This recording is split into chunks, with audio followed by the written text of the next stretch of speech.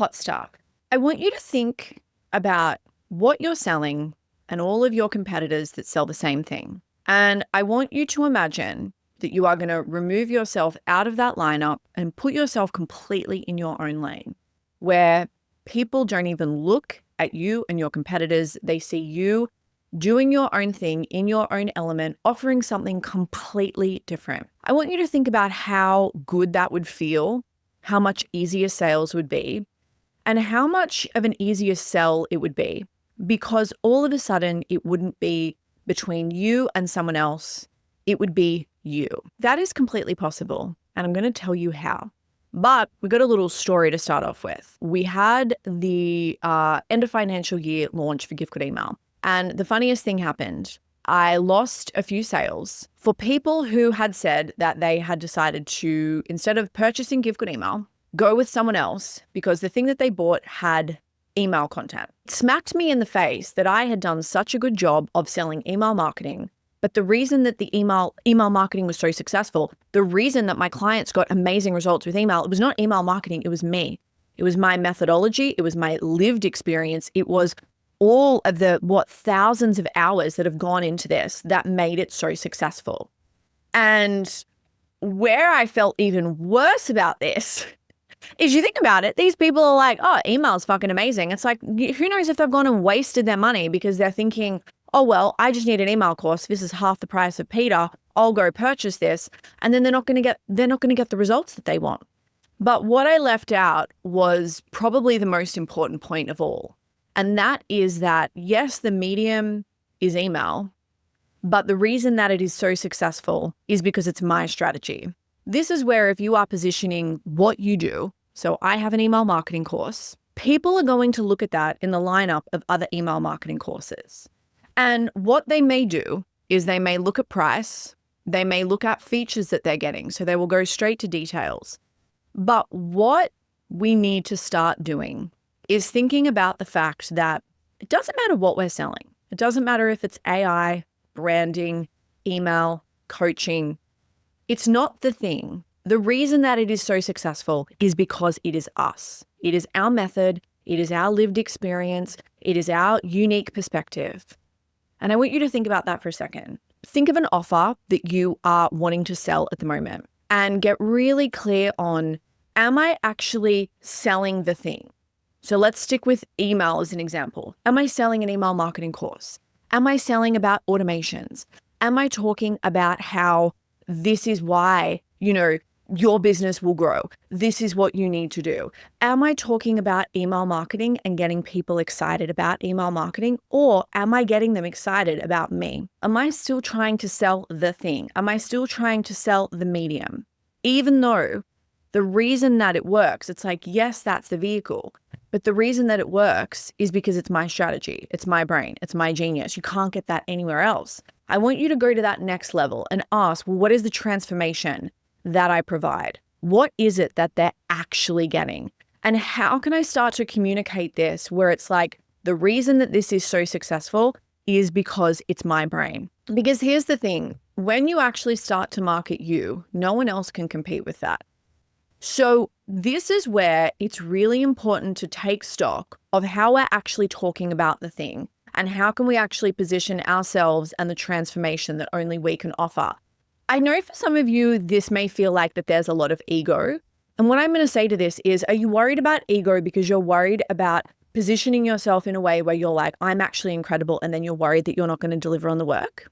Is it that? The problem is, if you really undersell what you do and you don't see the value and you want to kind of just like hide behind the medium and be like, I don't really want to talk big about myself. Every time you do that, someone else who is nowhere near as good as you is charging and good money and positioning themselves as an expert, and they're out there selling the thing. You're a business owner. You are the whole business. You have to have ego.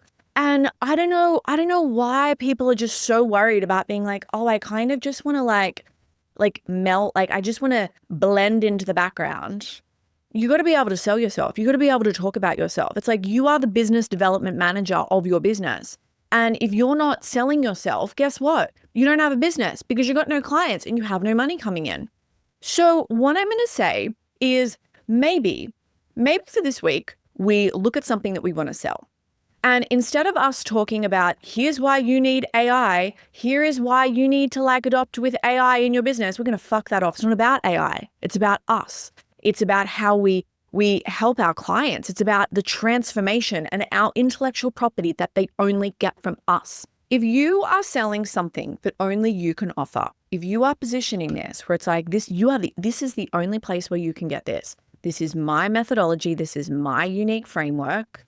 You know, yes, we use email marketing as the tool, but the reason that this works is because this is like a finely tuned process that I've been developing across my whole entrepreneurial timeline. You know, this has been applied to a variety of different businesses. And now through my own failures and wins, I have formulated this into an approach that now my clients pay me for. It's called the Give Good Email Method. And they're making their investment back easy. Some people even have 58% of their list converting. You can see here the difference between that compared to learn email marketing, you know, like make money when you sleep, have passive income, all of this stuff. If everyone is talking about the same shit, how can you stand out? Why are you the person to deliver the transformation? Why should someone work with you? What is it about the thing that you're selling with your genius that you've put in there? How is this better than what everyone else is doing? How are you the person to deliver the transformation? How are you going to change their life? And what would it look like for you to take yourself out of that lineup of everyone else where it's like you feel like that you're competing with everyone else around you? And it's like, I'm going to put myself in my own lane because I am in my own lane. No one can compete with me. You know, I am so fucking great at what I do. Of course I am. I haven't just gone and I've purchased a business in a box and I'm selling the same shit as everyone else. This isn't a franchise. You know, the reason this works, it's my genius. I've finely tuned this. I am incredible. And I want you to remember that. So when you start to feel like that you're going back to the medium, when you're like, oh, I'm really trying to convince this, because remember, it's like, of course you get excited about the medium. You love it. But at the end of the day, it's like the clients want a transformation. People are paying for like a feeling or a transformation or something tangible. And it's up to you.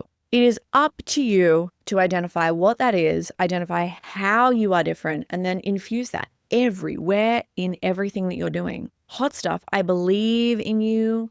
I believe that you've got this. That's just a little quickie for your Monday. I love this. I love us. I love you. Oh my God, what do I love you more than? Oh, I love you more than, oh my God. So I'm in like, I love you so much more than, I actually have a headache right now. I feel like trash. I feel hungover. Why do hotels make you feel hungover? Like I haven't even drunk. I don't know if it's the air conditioning. I'm in this like little box, like it's the middle of the day and I've closed the blinds. So it's like, I've got like a little studio in here, but I do like that I can do that. Like I don't know if it's a Virgo thing to have like that, like consistency. I love that I can have consistent lighting. So I love you more than that. I love you more than, oh my God, like good staff. You know, go somewhere and it's just like the staff are just like, mwah, chef's kiss. I went downstairs and I was like, I need like coffee ASAP. So I'm like, let me duck out. And normally when I leave, when I'm staying here, I'll find the housekeeping staff and I'm like, hey, do you think that you would have time to like clean my room within like the next hour while I'm just out? Every time they'll say yes. So I went downstairs and I'm like, oh, I've got a bit of a favor. Normally I do this, but I couldn't see anyone. And he was like, I'll get that sorted ASAP. So I come back up, room is perfect. And I'm like, I love this. I love this. So one, I would say I love you more than my ability to just ask for whatever the fuck I want. So I love you more than that.